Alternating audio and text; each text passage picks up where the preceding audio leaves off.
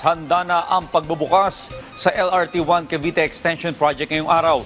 Ito ang kauna-unahang linya ng tren na bubuksan sa ilalim ng Marcos administration. Si Clazel Pardilla sa detalye live. Clay?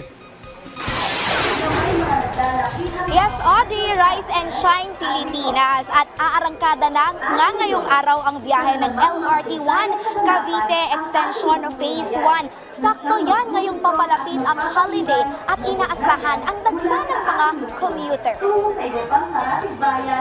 Pangungunahan ni Pangulong Ferdinand R. Marcos Jr. ang inaugurasyon mamayang alas 9 ng umaga. Inaasahang mas magiging mabilis ang pagkocommute mula norte hanggang sa katimugang bahagi ng Metro Manila na kumpleto na kasi sa ilalim ng Phase 1 ng LRT-1 Cavite Extension Project ang higit 6 na kilometrong daan. 5 istasyon ang naidagdag mula sa Baclaran, kabilang ang Redemptorist Asiana, Mia Road, PITX, Ninoy Aquino at Dr. Santos Station. Kaya nga tiyak na mapabibilis yung biyahe mula sa San Fernando Po Junior Station sa Muñoz, Quezon City hanggang nga dito sa bagong Dr. Santos Station sa lungsod ng Parañaque. Audrey, ito ang kauna-unang railway line na binuksan sa ilalim ng Marcos administration.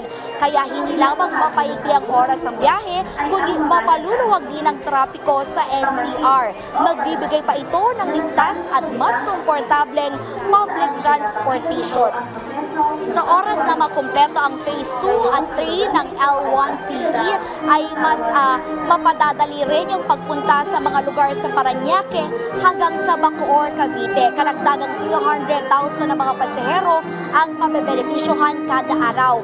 Lolobo naman sa 800,000 ang kabuong bilang ng mga commuter na masiservisyohan ng tren. Naisagawa ang proyekto sa tulong ng Public-Private Partnership Program ng Administrasyong Marcos, katuwang ang ilang Japanese partner companies. Audrey? Maraming salamat, Clazel Pardilla.